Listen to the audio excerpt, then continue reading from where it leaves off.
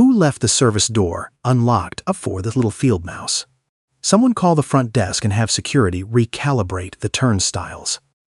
The trash clearly took the wrong elevator this morning.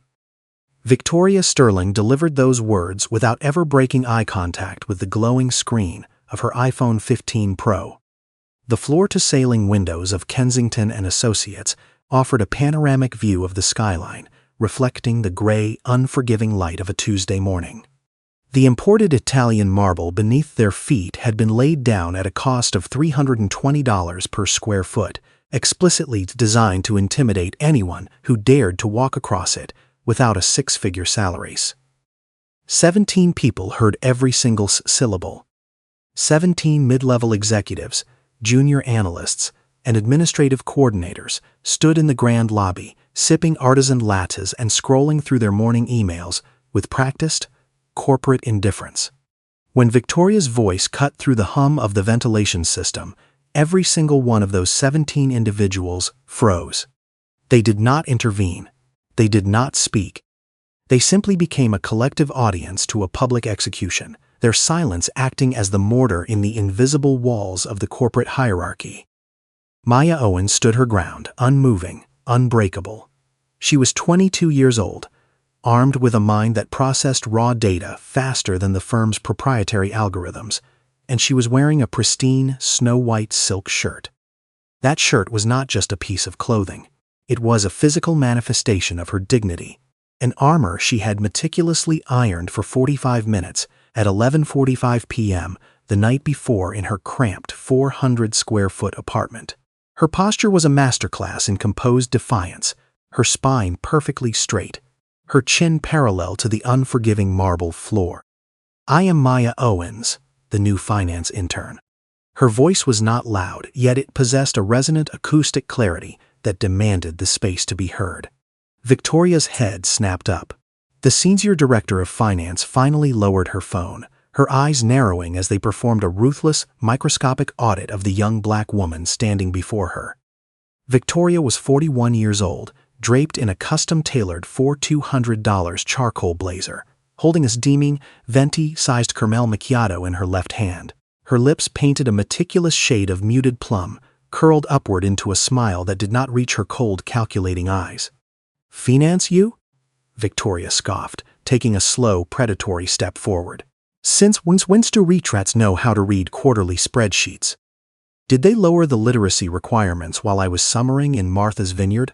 Maya did not answer. Her heart rate remained steady. Her jaw tightened, a microscopic shift of bone and muscle beneath her flawless skin, but her breathing did not hitch. She deployed the absolute hardest weapon to counter in any psychological warfare, complete and utter stillness. She offered Victoria nothing. No fear, no anger, no trembling lip, no defensive stutter. That stillness infuriated Victoria more than any screaming match ever could. "You actually suffer from the delusion that you belong in a place like this," Victoria whispered, her voice dropping into a register of weaponized gatekeeping elegance. "You think a cheap piece of white silk masks the reality of what you are and where you come from. Let me correct that demographic shift for you." And then, with the casual, terrifying grace of someone who has never faced a consequence in her entire life, Victoria Sterling raised her hand. She did not throw the coffee in a fit of sudden, unhinged rage. Throwing it would imply a loss of emotional control. Instead, she tilted her wrist forward, angling the lip of the customized paper cup, and poured the 165-degree liquid in a slow, deliberate, agonizingly steady stream. The dark, scalding espresso cascaded directly onto the center of Maya's chest. It soaked instantly into the delicate white silk, ruining the fabric in a split second, blooming outward like an ugly, brown, spreading bruise over her heart. The heat of the liquid seared through the thin layer of clothing, biting into Maya's skin. But the young woman did not flinch. She did not gasp. She did not take a single step backward to escape the burning cascade. Victoria leaned in, her meticulously styled blonde hair brushing against Maya's shoulder, the scent of expensive Santal 33 perfume mixing violently with the sharp, sadistic smell of spilled coffee. "Now," Victoria whispered, her tone laced with a venomous, maternal mock sweetness. "Now you look the part. Try not to drip on the marble, it's imported. 17 people maintained their dead, cowardly silence. A vice president of acquisitions nervously checked his Rolex, pretending he hadn't just watched an assault. A senior HR coordinator stared intently at the tips of her own leather pumps, actively choosing her paycheck over her fundamental human decency. The lobby was paralyzed by the gravitational pull of Victoria's unchecked power, every witness mentally rewriting the narrative to justify their own pathetic inaction. But here is the absolute truth that nobody in that sprawling sunlit lobby could possibly comprehend. The young woman standing there, dripping in lukewarm espresso, her white armor aggressively defiled, was holding on to a secret that was heavier than the entire building. And that secret was to systematically dismantle Victoria Sterling's perfectly curated universe. After the last drop of coffee fell from the cup and splattered onto the pristine floor, Maya did not run. She did not pull out her phone to desperately text a friend. She did not rush to the executive restrooms to frantically scrub at the stain with cheap paper towels and tears of humiliation. Maya Owens simply stood there for exactly 12 seconds. 1, 2, 3. She allowed the silence to stretch, forcing every single heavy, suffocating weight of what they had just allowed to happen. 4, 5, 6. The coffee seeped deeper, staining her skin, ruining her presentation, to touch her core. 7, 8, 9. She memorized the exact angle of Victoria's smirk, logging the data into the relentless calculating machinery of her mind. 10, 11, 12. When the 12th second passed, Maya finally moved. She did not look at Victoria again. She bypassed the senior director entirely, walking with measured, rhythmic steps directly toward the grand reception desk. Her posture was even straighter than when she had walked in. The receptionist, a 26-year-old named Chloe, was pale, her hands visibly trembling over her pristine mahogany desk. Chloe couldn't bring herself to make eye contact with the dark brown stain dominating Maya's chest. "Good morning," Maya said, her voice smooth, polite, and completely devoid of tremors. "I am Maya Owens. I am here to collect my intern welcome packet." Chloe fumbled with a stack of manila folders, pulling out a dangerously thin, unbranded envelope. She handed it over with a shaking hand, her eyes darting nervously toward the elevators where Victoria had just disappeared. I have your seating assignment," Chloe stammered, her voice barely a whisper. She pointed a trembling manicured finger toward the darkest, furthest corridor of the building. "Your workspace is down that hall. It's the very last door on the left." Maya took the thin folder. She didn't thank the receptionist for her complicity. She simply turned and began the long walk down the 14th floor, passing the gleaming, glass-walled intern suite, where 5 white interns were already unboxing brand-new MacBooks and eating from a complimentary fruit platter. Maya did not slow down to look at them. She kept walking until she reached the last door on the left, pushing open the heavy wooden frame to reveal a windowless, unventilated storage closet. A metal folding table was pushed against a concrete wall. A yellow mop bucket sat in the corner, reeking of industrial bleach. The fluorescent light bulb above flickered violently, emitting a low, agonizing mechanical buzz.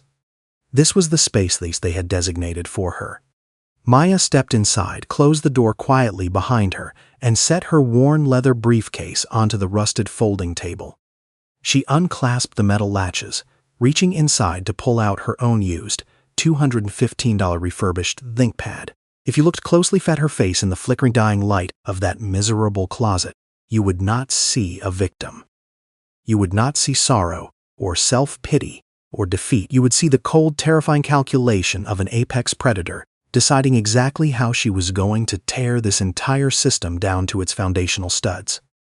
The storage closet at the far end of the 14th floor was exactly 82 square feet of architectural afterthought. It smelled aggressively of industrial-grade ammonia, a harsh, chemical scent that burned the back of the throat and watered the eyes with every shallow inhalation. Above the rusted metal folding table pushed against the concrete wall, a single, elongated fluorescent tube buzzed and flickered, threatening to plunge the claustrophobic space into total darkness every 14 seconds. Maya sat down. exactly 120 feet down the carpeted hallway. The scene was a grotesque masterclass in corporate coddling.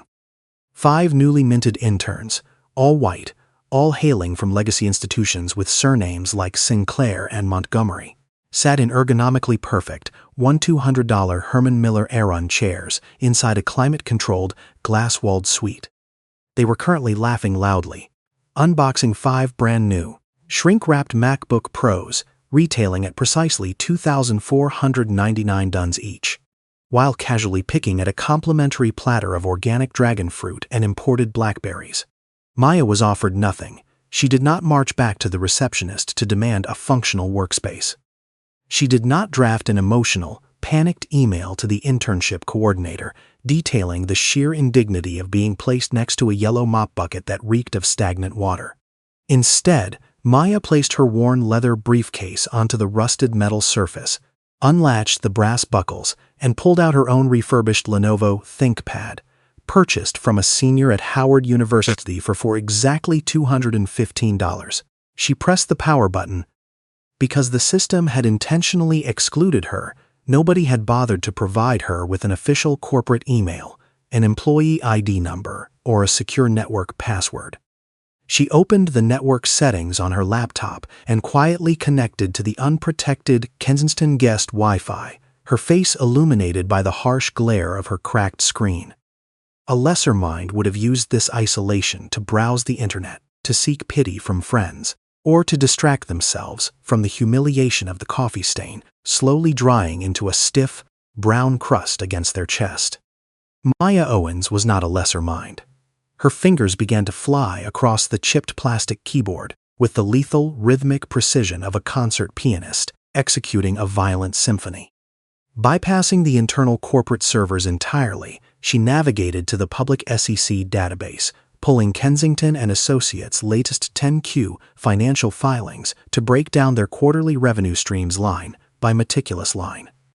She cross-referenced their public client retention rates with global industry benchmarks, running complex predictive algorithms on a simple Excel spreadsheet. The math did not lie. Within 2 hours, she had successfully identified a hidden, catastrophic $4.2 million fiscal bleed in the firm's European acquisitions division that Victoria Sterling's entire team of highly paid senior analysts had completely missed. For 3 straight hours, the only sound in that 82-square-foot closet was the frantic, unbroken clicking of her keyboard and the agonizing, mechanical buzz of the dying fluorescent bulb.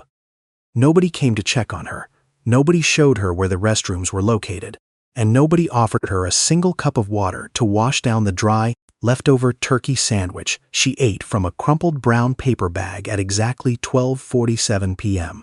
She simply kept working. By 1:15 p.m., while the 5 interns in the glass suite were loudly debating which high-end sushi restaurant to order their corporate-expensed lunch from, Maya finalized her document. It was a 14-page predictive financial model, formatted with devastating clarity, offering 3 actionable, heavily researched strategies to mitigate the European division's massive financial hemorrhage. It was the kind of deep-dive, sophisticated analytical breakdown that a seasoned executive would demand a full, agonizing week to produce. Maya had done it in under 4 hours. This was the terrifying, lethal nature of her silence. When Victoria Sterling and the corporate machinery threw her in a cage, they fully expected her to rattle the bars, to scream about injustice, to prove their deeply ingrained, biased narrative that she was an overly emotional, disruptive element who simply did not belong in their pristine ecosystem. By refusing to react to the burning coffee, the venomous insults, or the humiliating mop bucket, Maya categorically denied them the very spectacle they craved. She weaponized her own invisibility. At 5:30 p.m., the 14th floor finally began to empty, the sharp clicking of expensive leather heels fading into the elevator bays as the executives hurried off to their respective rooftop happy hours. Maya packed her $215 laptop back into her briefcase, buttoned her navy blue blazer tightly across her chest to completely conceal the dark, crusty ruin of her silk shirt, and walked out of the building. She navigated the crowded, suffocating subway system back to her cramped, $850 a month apartment in the outer boroughs, her face a mask of absolute, impenetrable calm. The battle had only just begun. That night, long after the city outside her thin single-pane window had gone dark, Maya stood over a small, chipped porcelain sink in her narrow bathroom. She ran the faucet until the water was freezing cold, actively refusing to use warm water that would permanently set the espresso oils into the delicate silk fibers. She poured half a capful of specialized fabric detergent, a luxury item that had cost her credits, money she severely needed for that week's groceries, directly onto the brown blemish. She began to scrub. Her knuckles turned bone white from the sheer force of her grip, her fingers digging aggressively into the wet fabric as the freezing water slowly turned a murky, bitter brown. Her shoulders burned from the physical exertion, the repetitive, violent motion of rubbing the silk against itself, echoing loudly in the silent, empty apartment. She stood there over the porcelain sink for 45 continuous minutes, scrubbing until the skin on her hands was raw and red, until the water finally, miraculously, ran crystal clear. She wrung the shirt out. Maya hung the wet, perfectly clean white shirt over the rusted shower rod, carefully smoothing out the tiny wrinkles with her bare, damp hands. She did not cry. She did not pick up her phone to call her father, a man whose surname happened to be engraved on the foundational corporate documents of the very building she had just left. Calling him would mean surrendering, proving to herself that she couldn't survive this brutal corporate war on her own intellectual merits. Tomorrow morning, at exactly 7:50 a.m., she would walk right back into the 14th floor wearing this exact same armor. At exactly 8:14 a.m. on the morning of day 2, Maya Owens stepped out of the brass-paneled elevator onto the 14th floor. She was wearing the exact same white silk shirt, completely devoid of any brown stains, having been meticulously hand-washed in freezing water and ironed to absolute perfection. She carried her worn leather briefcase with the same unyielding posture she had displayed the day before, ignoring the subtle synchronized turning of heads as she walked down the main corridor. She did not go to the storage closet. Instead, Maya pressed the down button on the elevator bay and descended to the 12th floor, stepping into the sterile, heavily carpeted sanctuary of human resources. Marcus Thorne's corner office was meticulously designed to project an artificial aura of psychological safety, featuring soundproof frosted glass, muted beige walls, and a small, cascading indoor water feature. He had 22 years climbing the treacherous corporate ladder, surviving 3 massive acquisitions and 4 ruthless executive restructuring phases. His survival was not an accident. Marcus Thorne, a 54-year-old man with silvering hair and a collection of framed degrees from Cornell University, did not achieve his 6-figure salary by defending the moral high ground. He maintained his position by functioning as the highly compensated custodian of the executive board's ugliest liabilities, actively shielding the firm's top earners from the consequences of their own toxicity. When Maya sat down in the $200 ergonomic guest chair across from his mahogany desk, he offered her a warm, practiced smile that failed to reach his tired eyes. "My door is always open, Maya," Marcus said smoothly. He unclicked a silver Montblanc pen and rested it over a fresh yellow legal pad, leaning forward to deploy the standard HR posture of active listening. Maya did not offer him a smile in return, nor did she preface her statement with the usual apologies or nervous throat, clearing that victims often use to soften their own trauma. She looked directly into his eyes, her face a mask of absolute, terrifying composure, and began to surgically dismantle the events of the previous 24 hours. She laid out the evidence. Maya detailed the 7:53 a.m. confrontation in the marble lobby, providing the exact demographic breakdown of the 17 executives who stood paralyzed and complicit. She described the 165-degree caramel macchiato poured deliberately onto her chest, classifying it not as an accident, but as a calculated physical assault designed to establish corporate dominance. She provided the architectural dimensions of the 82-square-foot, windowless storage closet with the flickering fluorescent bulb, directly contrasting it with the climate-controlled, glass-walled suite provided to the 5 white interns.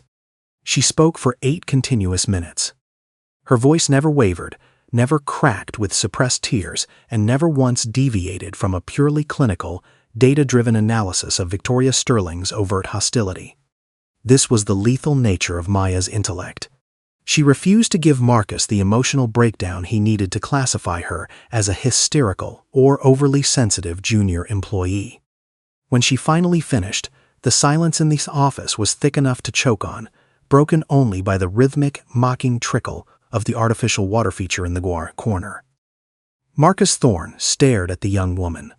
His silver pen had moved frantically across the yellow legal pad, documenting every timestamp, every location, and every specific violation of the corporate handbook.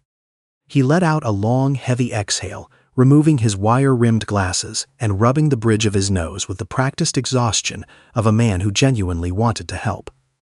"Maya, I hear you, and I want to assure you that Kensington Associates has a zero-tolerance policy for this kind of demographic gatekeeping," he said, using textbook Level 3 weaponized terminology. He promised her a resolution within 48 hours. "We take these allegations with the utmost seriousness, and I will personally initiate a discreet inquiry into Victoria's managerial conduct." Marcus promised, extending his hand across the desk. Maya stood up, her perfectly ironed white shirt gleaming under the recessed lighting, and shook his hand with a firm, unyielding grip. She thanked him politely, turned on her heel, and walked out of the office, her footsteps fading into the heavy carpeting of the 12th floor hallway. Marcus Thorne waited exactly 60 seconds. He watched through the frosted glass as Maya's silhouette disappeared into the elevator bay, ensuring she was completely gone before he let his facade of professional empathy drop entirely. He looked down at the yellow legal pad, staring at the damning, undeniable facts written in his own meticulous handwriting, documenting a catastrophic legal liability for the firm. Then he looked at the framed photograph of his 2 daughters standing in front of their expensive private university, the tuition for which was directly tied to his quarterly performance bonuses. He picked up his desk phone. He did not call the corporate ethics hotline, nor did he dial the firm's external legal counsel to report a severe violation of workplace safety protocols. At precisely 9:14 a.m., Marcus Thorne bypassed the official directory entirely and dialed Victoria Sterling's direct, unrecorded private extension on the 14th floor. Victoria answered on the second ring, her voice clipped, impatient, and practically vibrating with the arrogant energy of a woman who generated $42 million in annual revenue for the firm. "This better be critical, Marcus. I'm prepping for the Munich acquisition call." "Victoria," Marcus began, his voice dropping an octave as he instinctively rubbed his temples. "Your new intern, Maya Owens, just left my office after filing a heavily documented, devastatingly specific, formal complaint regarding an incident with your coffee yesterday morning." She named 17 witnesses. "Victoria." The line went dead. "Victoria," Sterling laughed. It was not a nervous laugh, nor was it defensive. It was a cold hollow of pure, unadulterated elite entitlement. "Marcus, darling, are we really entertaining the emotional perceptions of a diversity hire who clearly lacks the psychological resilience to survive in a high-tier financial ecosystem?" "She has timestamps, Victoria," Marcus warned weakly. "And I have the deciding vote on the Executive Restructuring Committee that approves your department's $1.45 million discretionary budget next quarter." Victoria countered smoothly, her voice dropping into a register of terrifying, weaponized gatekeeping. "The girl is not a cultural fit. She is a demographic quota who entirely misunderstands the aggressive cadence of this firm, and if you coddle her delusions, I will personally ensure your department's funding is slashed by 40%. The threat hung in the air, heavy and absolute. Victoria didn't wait for a response. She simply terminated the call, leaving Marcus listening to the hollow, mechanical dial tone of a system that had just successfully protected its apex predator. Marcus slowly placed the receiver back onto the cradle, his eyes drifting downward to the yellow legal pad filled with Maya's immaculate, horrifying truth. He picked up his silver Mont Blanc pen, a luxury item gifted to him by the very executives he shielded. He drew a single, thick black line through the entire page. In the margin, using small, cramped letters, Thorne scribbled 5 words of what would serve the bureaucratic execution of Maya Owens' pursuit of justice. His informal feedback. No action required. He ripped the yellow page from the pad, folded it meticulously into perfect thirds, and buried it at the very bottom of a locked filing cabinet where it would never see the light of day. The system had closed its doors. At exactly 2:14 p.m., Maya Owens finalized the PDF export of her financial audit. She bypassed the internal servers to avoid early detection, attached the highly classified 14-page document detailing the exact nature of the $4.2 million European fiscal hemorrhage, and typed Victoria Sterling's pristine corporate address into the recipient bar. She did not seek permission to submit the document, nor did she attempt to schedule a preliminary meeting to soften the blow of her sheer, undeniable competence. She simply ensured the formatting was flawless and hit the send button. The execution was surgical. On the other side of the 14th floor, bathed in the natural light of her sprawling corner office, Victoria Sterling sat sipping a freshly pressed $14 green juice. Her monitor chimed. She clicked open the attachment from the unknown intern, her muted plum lips parting slightly as her eyes darted across the glowing screen, absorbing the terrifying, undeniable reality of Maya's intellect. The young black woman in the windowless closet had not just found a minor accounting discrepancy. She had completely dismantled a catastrophic structural deficit that Victoria's entire team of highly compensated senior analysts had entirely missed. Victoria did not feel impressed. She felt hunted. The instinct of an apex predator is not to retreat and acknowledge defeat, but to completely destroy the encroaching threat before it can establish a foothold in the ecosystem. Victoria closed the PDF, her jaw clenching so tightly her teeth ground against one another, and aggressively clicked the Reply All function. She expanded the recipient list to include exactly 46 people, encompassing every senior executive, junior analyst, and administrative coordinator across the entire finance division. She began to type. Team, Victorian dripping with a toxic, maternal condescension designed to completely invalidate the data she had just read. While we always encourage enthusiasm from our new diversity pipeline, it is crucial to maintain strict professional boundaries and respect the established chain of command.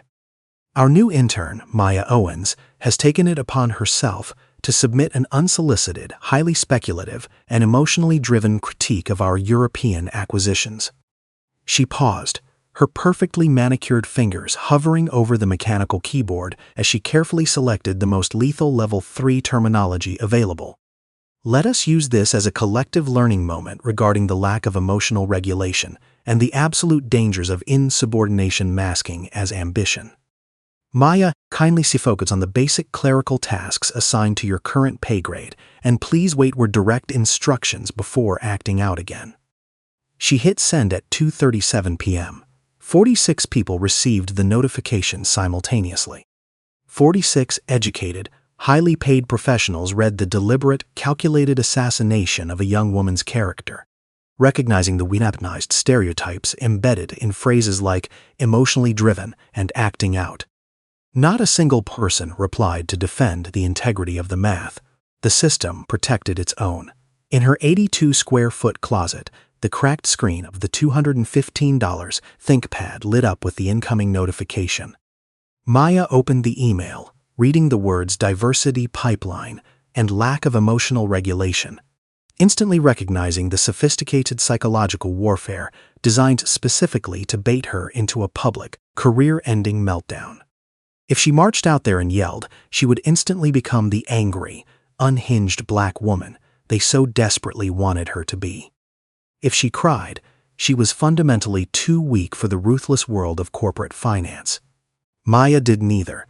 She took a high-resolution screenshot of the email, neatly capturing the timestamp and the 46 complicit recipients, and saved it directly into a hidden password-protected folder labeled Archive. Her heart rate remained at a steady, unbothered 68 beats per minute. She closed the laptop lid, refusing to give the 14th floor the satisfaction of her surrender. Victoria, however, required a physical victory to solidify her digital dominance. At 3:15 p.m., the senior director emerged from her office leading a high-stakes walkthrough with 3 senior executives from Vanguard Logistics. They were formidable men in $5,000 bespoke suits, currently evaluating Kensington Associates for a potential $150 million asset merger. Victoria was performing brilliantly, gesturing toward the glass-walled Intern suite with a practiced, predatory grace, painting a picture of a progressive, flawless corporate machine running at peak efficiency. Then, she spotted Maya walking toward the break room to refill her plastic water bottle. The opportunity to establish absolute dominance in front of an audience of billionaires was simply too intoxicating for Victoria to ignore. She altered her trajectory without missing a beat, guiding the 3 wealthy clients directly into Maya's path, effectively trapping the young intern in the center of the brightly lit, heavily trafficked corridor. "Ah, Maya," Victoria chirped, her voice falsely sweet and amplified just enough so the nearby cubicles could hear every single syllable. Perfect timing. Maya stopped walking. She turned around slowly, her meticulously ironed white silk shirt gleaming under the recessed lighting, her posture completely impeccable. She looked directly at Victoria, then briefly at the 3 Vanguard executives, offering nothing but a terrifying blank composure.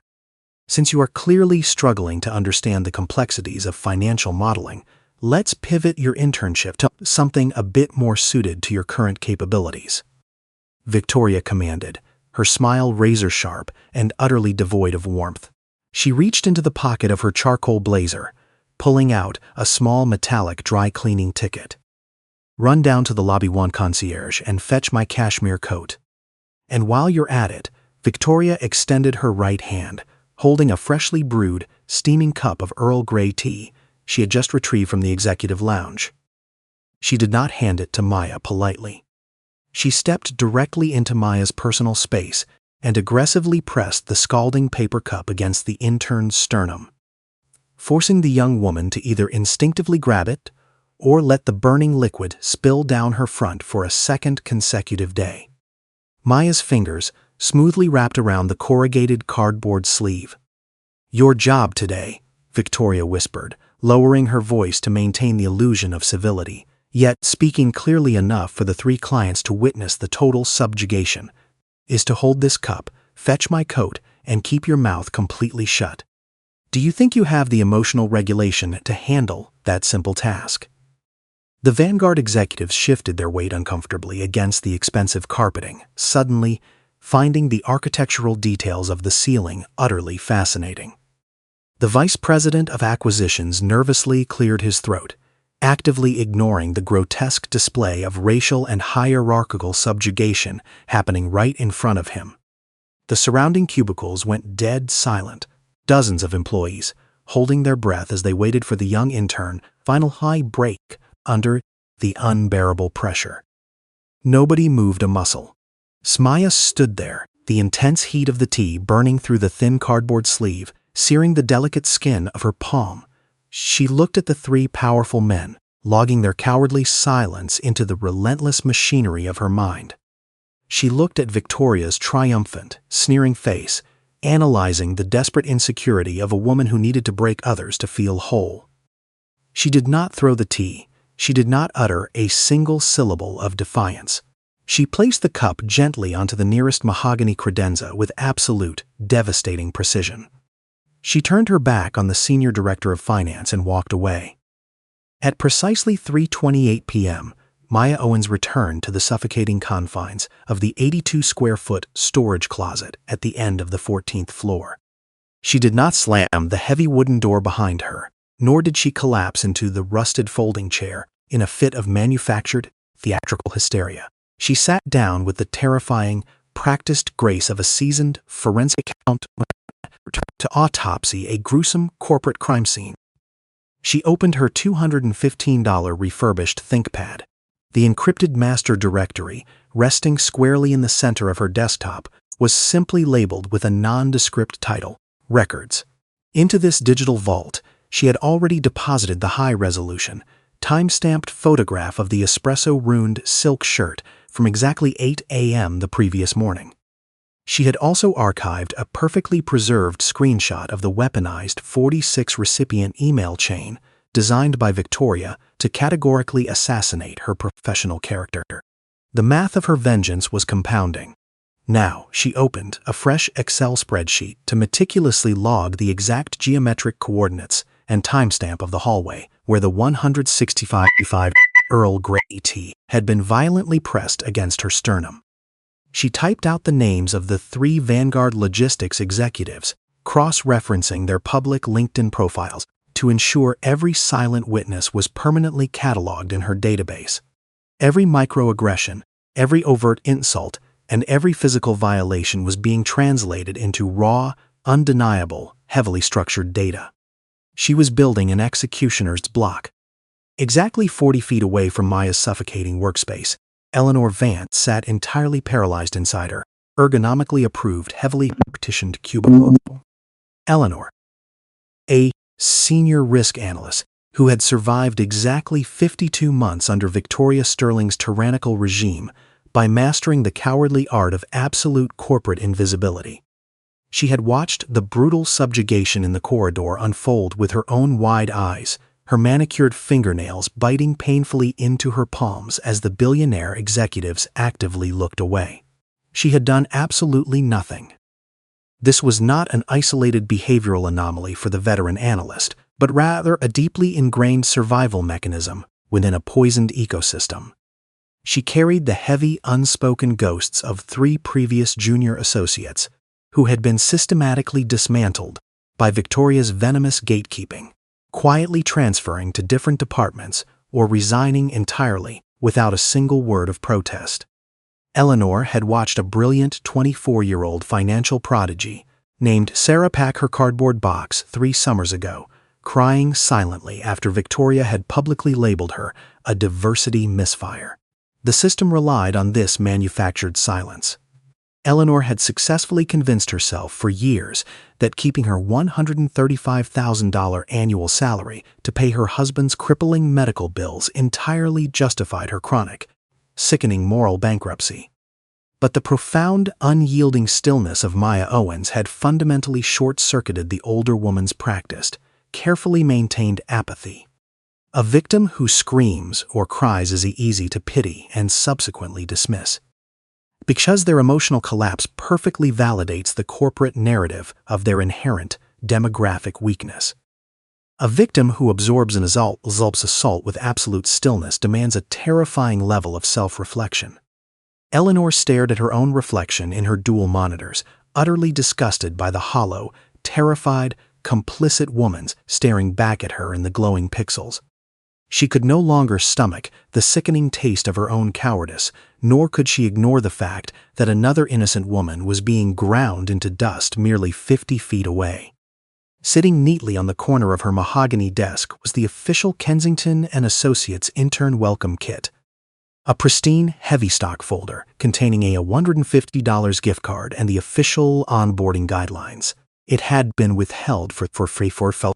At 5:45 p.m., the 14th floor finally descended into its evening lull as the highest-paid executive migrated toward the elevators for their respective Michelin-starred dinner reservations. Eleanor stood up from her leather chair, her knees stiff with anxiety, her breath catching painfully in her throat as she gripped the heavy cardboard folder. She walked down the long, heavily carpeted corridor, passing the pristine glass-walled suite where the 5 legacy interns and since departed for their corporate-sponsored happy hours. She reached the very last door on the left. Noting the aggressive chemical stench of industrial bleach seeping from beneath the wooden frame, Eleanor stopped her approach entirely, her heart hammering violently against her ribcage. Through the narrow frosted glass pane of the door, she could visibly track the agonizing rhythmic flicker of the dying fluorescent bulb casting shadows on the walls. She did not knock, fully aware that abruptly intruding upon the young woman's miserable sanctuary might be easily perceived as yet another invasive corporate microaggression. She knelt down onto the cold floor. With a slow, deliberate reverence, usually reserved for a chapel, Eleanor placed the pristine welcome kit directly against the bottom edge of the heavy wooden door. As she stood back up to retreat into the safety of the shadows, the brass doorknob turned with a sharp, metallic click that echoed loudly in the empty hall.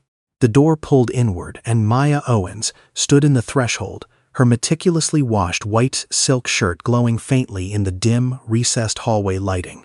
The two women locked eyes. Eleanor's breath hitched in her chest, fully expecting a wave of justified anger, expecting a razor-sharp verbal evisceration for her cowardly complicity over the past 2 devastating days. Maya simply looked down at the folder resting on the floor, analyzing the gesture, and then looked back up into the older woman's terrified, tear-filled eyes. "I saw what she did in the corridor with the tea," Eleanor whispered, her voice trembling so violently it barely registered above the mechanical hum of the central ventilation system. "I saw everything." Eleanor swallowed the thick, suffocating lump of shame residing in her throat, finally forcing her shoulders back to stand tall in front of the brilliant young intern. "I kept localized copies of every single discriminatory email, every falsified performance review, and every HR cover-up from the last 4 years, Maya." She did not ask for forgiveness, nor did she expect absolution. She simply offered the only currency that actually mattered in this ruthless, bloodthirsty corporate war. She offered her ammunition. Maya did not smile, nor did she offer a warm, comforting platitude to falsely absolve the older woman of her profound, undeniable guilt. She simply reached down, picked up the official welcome kit, and held the heavy cardboard firmly against her chest with steady, unshakable hands. "Upload the entire archive to an encrypted external drive tonight," Maya commanded, her voice dropping into a register of absolute, terrifying authority that belonged to a seasoned CEO. "Bring them to this closet tomorrow at exactly 8:15 a.m. At exactly 8:15 a.m. on the morning of day 3, Eleanor Vance stepped into the 82-square-foot storage closet, clutching a brushed aluminum Kingston encrypted flash drive in her trembling right hand. She did not offer a polite morning greeting, nor did she attempt to engage in the hollow, performative small talk that usually lubricated the toxic social machinery of the 14th floor. She simply placed the cold metal rectangle onto the rusted folding table, physically transferring 4.5 years of meticulously documented corporate atrocities into Maya's possession. The drive contained exactly 4.2 gigabytes of undeniable truth. Maya connected the device to her $215 refurbished ThinkPad, her eyes scanning the heavily nested folders containing 47 separate, deliberately buried HR grievances and 12 aggressively enforced non-disclosure agreements. Every single document bore the digital fingerprints of Victoria Sterling, detailing a horrific, undeniable pattern of demographic gatekeeping, racial microaggressions, and systematic psychological abuse. 52 months. Maya now possessed the exact ballistic equivalent of a corporate nuclear warhead, perfectly capable of vaporizing the senior director's entire carefully curated career. She simply needed a viable launch code. However, apex predators possess a terrifying, almost supernatural sensitivity to the microscopic shifts in the atmospheric pressure of their immediate ecosystem. Victoria Sterling did not know about the encrypted flash drive, but she fundamentally recognized that the young black intern she had publicly assaulted and humiliated remained profoundly, infuriatingly unbroken. The senior director could not tolerate a reality where her absolute authority was met with stoic indifference, so she decided to escalate the psychological warfare to a catastrophic level. She picked up her desk phone and dialed the director of facilities. "We have a spatial efficiency issue," Victoria stated, her voice dripping with the kind of weaponized, corporate elegance that masked profound malice. "The current temporary workspace for our diversity hire is situated too close to the primary client circulation routes, presenting an unacceptable visual disruption of our aesthetic standards. Relocate her immediately to the dead-end corridor behind the archival filing cabinets on the west wing." The execution of this directive was agonizingly swift. At precisely 10:32 a.m., two heavily tattooed maintenance workers arrived at the closet, physically dismantling the rusted folding table and then carelessly tossing leather briefcase onto a wheeled utility cart. They marched her across the entire length of the 14th floor, parading her past the Sulaswold Intern suite, where the 5 Legacy Inn stopped their corporate training modules specifically to point and laugh. Maya kept her spine perfectly straight, refusing to lower her gaze as she was escorted to a miserable, windowless alcove situated directly adjacent to the industrial freight elevator. This was the ultimate architectural manifestation of marginalization. The new workspace was a geometric nightmare, barricaded behind 3 towering rows of obsolete steel filing cabinets from 2014, effectively erasing Maya from the visual consciousness of the entire firm. The ambient temperature in the alcove hovered at a freezing 58 degrees, heavily saturated with the nauseating, mechanical stench of industrial hydraulic fluid and ozone. Every 7 minutes, the massive freight elevator engaged with a deafening 62 decibel metallic grind that violently rattled the screen of her cheap laptop. She had been physically banished to the absolute bottom of the corporate hierarchy. Maya sat down in the freezing shadows, attempting to formulate a strategy to bypass Marcus Thorne and submit the 42 gigabytes of evidence directly to the external ethics board. Before her fingers could even touch the chipped plastic keys, a high-priority notification pinged on her screen, revealing an official email from the Department of Human Resources. Marcus Thorne had preemptively weaponized the bureaucratic system against her, officially placing Maya on a Level 3 performance improvement plan, citing gross insubordination and an aggressive inability to accept managerial direction. The system had not just protected the abuser, it had actively inverted reality.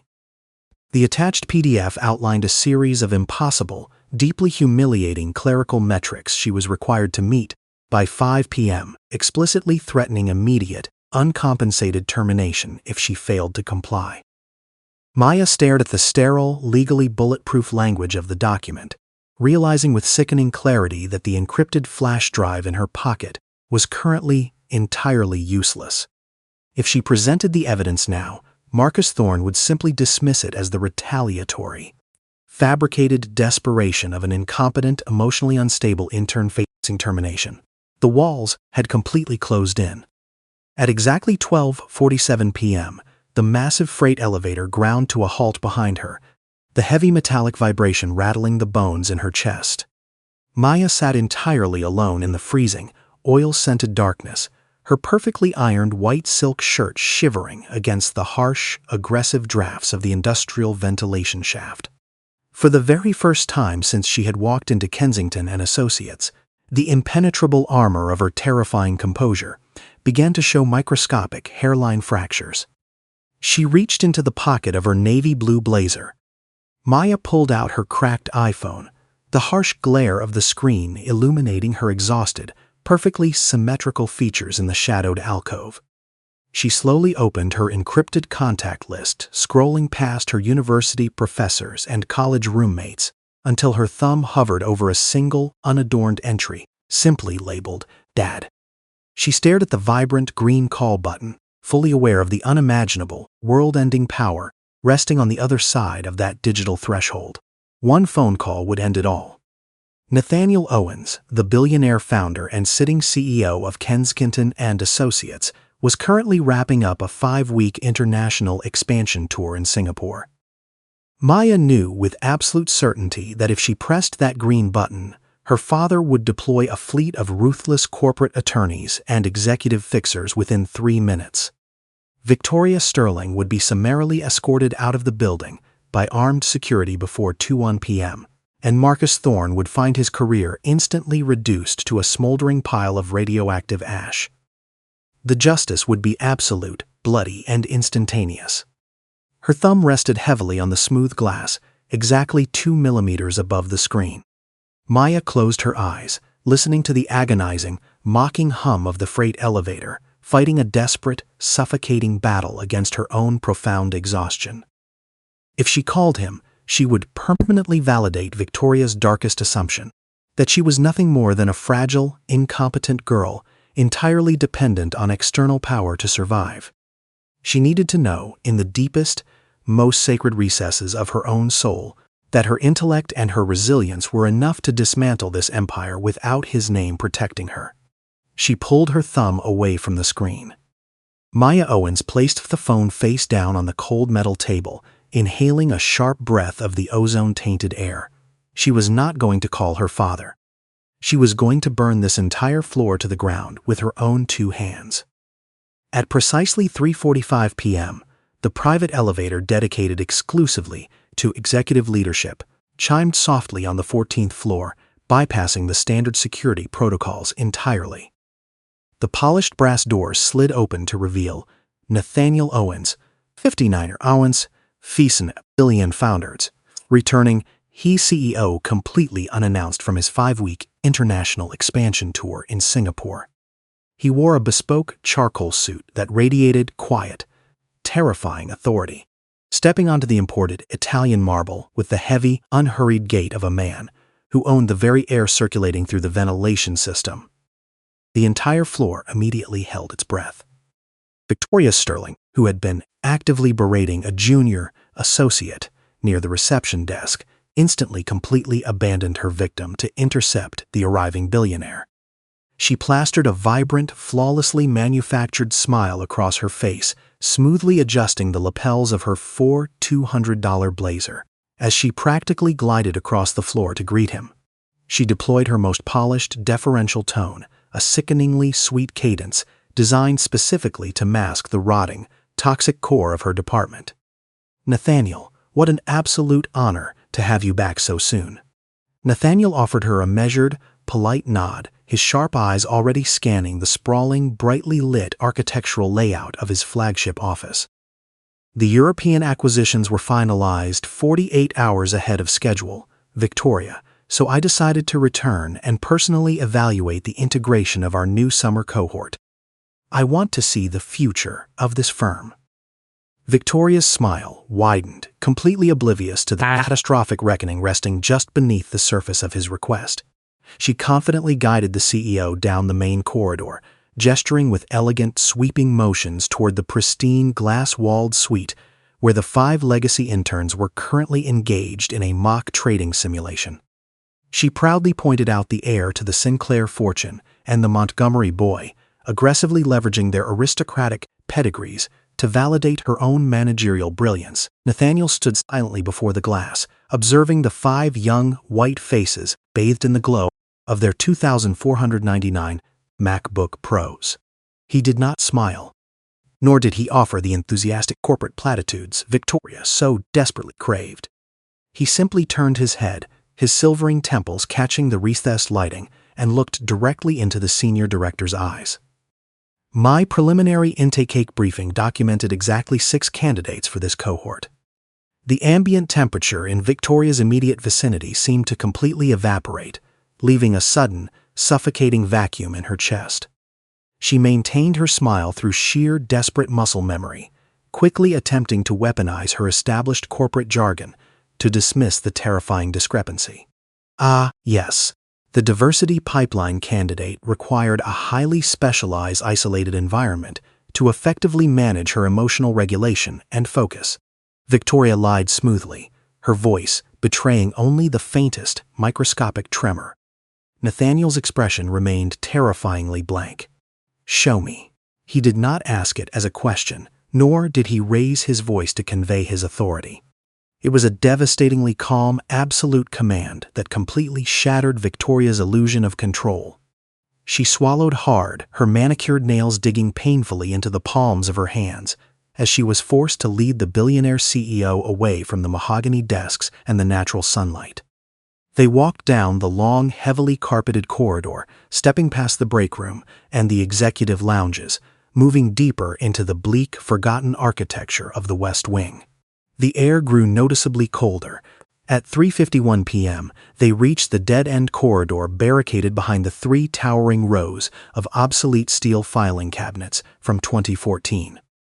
The nauseating scent of industrial hydraulic fluid hung thickly in the 58-degree air, creating a miserable, sensory nightmare that aggressively violated every single standard of the firm's elite branding.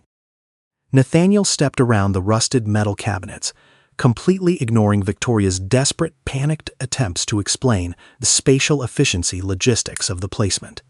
He stopped completely dead in his tracks. Sitting at a rusted utility cart directly adjacent to the massive industrial freight elevator was a young black woman in a perfectly ironed white silk shirt. The 62 decibel mechanical grind of the elevator shaft rattled the cracked screen of her $215 refurbished ThinkPad, casting harsh, flickering shadows across her exhausted but utterly unyielding face. Dozens of executives, including Marcus Thorne from HR who had nervously followed the CEO's path, crowded into the edges of the hallway, forming a terrified, silent audience. Victoria stepped forward, desperately trying to salvage her authority. "Maya, please stand up and properly acknowledge the CEO of this firm. Your lack of basic corporate etiquette is exactly why." Nathaniel Owens raised a single, open hand, cutting off the senior director's venomous reprimand with the lethal, silent efficiency of a guillotine. He did not look at Victoria. He did not look at Marcus Thorne, nor did he look at the cowardly crowd of executives who had allowed this grotesque subjugation to occur on his watch. He walked slowly across the freezing concrete floor, his expensive leather shoes echoing loudly in the miserable alcove until he stood directly in front of the rusted utility cart. He looked down at the young woman.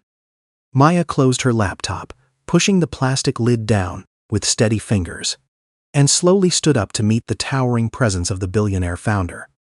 The silence in the corridor was absolute, ringing in the ears of every single spectator as they waited for the CEO to violently expel the insubordinate intern.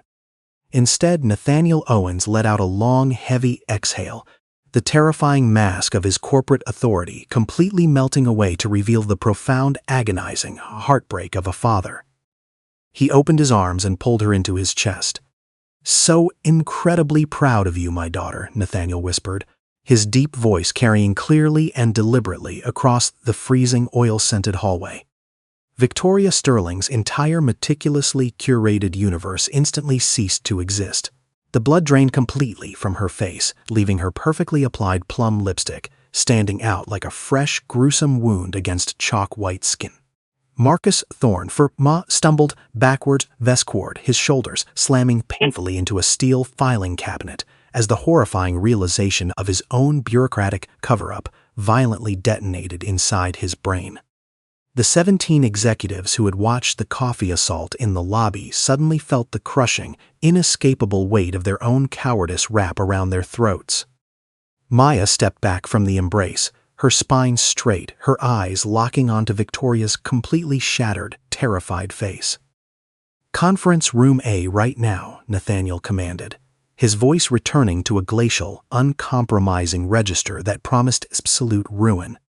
By 4:02 p.m., the main glass-walled conference room was suffocatingly full, with Nathaniel sitting at the absolute head of the long mahogany table, Maya seated at Vernley's right hand. Victoria Sterling and Marcus Thorne sat opposite them, both practically vibrating with terror, their prestigious careers rapidly dissolving before the eyes of the entire firm watching through the glass. Maya did not yell, nor did she gloat.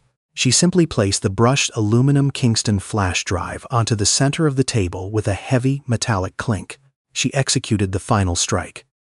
This drive contains exactly 4.2 gigabytes of encrypted data, including 47 varied HR grievances, 12 illegally enforced NDAs, and a timestamp record of every racial microaggression committed by Victoria Sterling over the last 52 months. Maya stated, her voice echoing with lethal mathematical precision. Marcus Thorne opened his mouth to mount a desperate legalistic defense regarding data privacy protocols.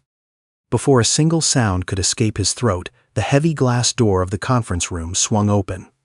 Eleanor Vance, the 47-year-old senior risk analyst who had spent 4 years hiding in the shadows, walked into the brightly lit room with a pristine welcome. Kit clutched in her hand.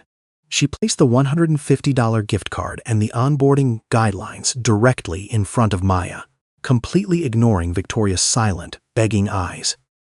Eleanor turned to Nathaniel Owens, her shoulders finally pulled back, her voice shaking but entirely unbroken. "The system here is designed to protect monsters, Mr. Owens, and I am officially done feeding them." The absolute silence in Conference Room A was no longer the cowardly quiet of a complicit crowd, but the suffocating vacuum of an empire collapsing upon its architect. Nathaniel Owens did not scream, nor did he slam his fists against the heavy mahogany table to physically manifest his righteous fury. He simply reached out, his gold Patek Philippe watch catching the recessed lighting, and slid the brushed aluminum Kingston flash drive directly across the polished wood toward Victoria Sterling. It was over.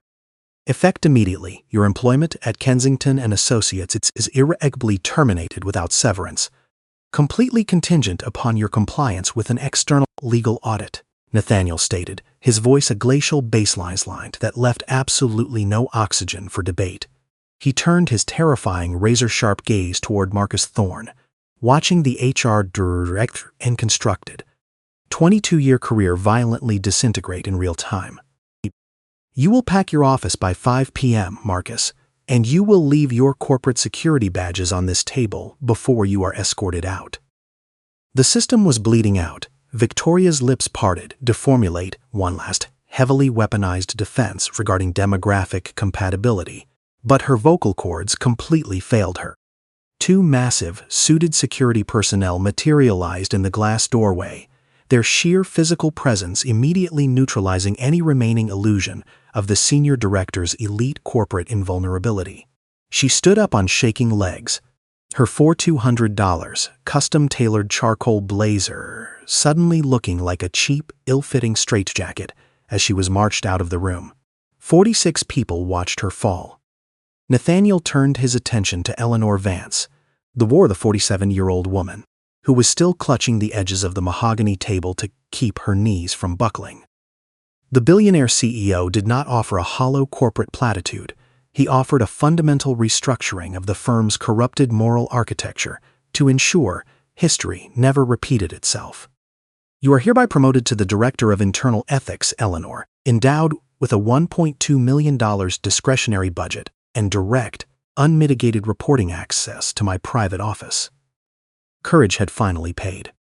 3 weeks later, the physical and psychological geography of the 14th floor had been violently, beautifully terraformed. Maya Owens, officially operating as a junior executive architect of corporate culture, completely dismantled the archaic, biased onboarding processes that had allowed Victoria's toxicity to thrive. Every incoming intern was now assigned a mandatory glass-walled workspace in the central atrium, complete with a 2,499 MacBook Pro and a heavily monitored, unalterable digital feedback loop. There were no more closets. In a quiet, unpublicized move of absolute, devastating superiority, Nathaniel Owens dialed Victoria Sterling's personal cell phone on a Sunday afternoon. He did not call to gloat or to threaten further legal ruin, but rather to offer an aggressively high-end $45,000 executive rehabilitation session and psychological bias training program, fully expensed by his private estate.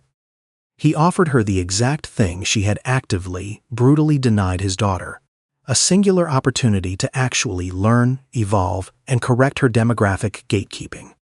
Redemption requires an open door. On a crisp Tuesday morning, exactly 21 days after the espresso incident, Maya Owens stepped out of the brass-paneled elevator and into the sprawling, sunlit lobby. She wore a pristine, impeccably tailored navy blue suit over a flawless white silk shirt, her worn leather briefcase replaced by a sleek, monogrammed Prada portfolio.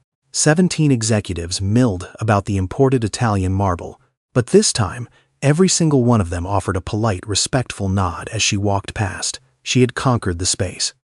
Eleanor Vance stood by the executive coffee bar, a warm, genuine smile breaking across her face as the brilliant young prodigy approached. She handed Maya a perfectly brewed, steaming cup of Earl Grey tea, securely wrapped in a thick corrugated cardboard sleeve to protect her hands. Maya took it with a steady grip, inhaling the fragrant, Senate bergamot scented steam, without an ounce of fear, hesitation, or subservience. She took a slow sip. The story of Maya Owens is fiction, but the suffocating silence of those 17 executives is a terrifying reality playing out in corporate ecosystems every single day. According to the EEOC, over 60,000 workplace discrimination charges are filed annually in the United States, representing only a fraction of the victims with the resources to actually report the abuse. Victoria Sterling didn't almost destroy a brilliant young mind simply because she was inherently toxic. She did it because an entire floor of highly compensated professionals watched and said absolutely nothing. The system protects its monsters. When you find yourself standing in that hallway and someone deliberately pours the coffee, what exactly are you going to do? Will you be one of the cowards staring at your expensive shoes, or will you be the one who finally steps forward? Drop your honest answer in the comments, share this video, and subscribe for next week's story.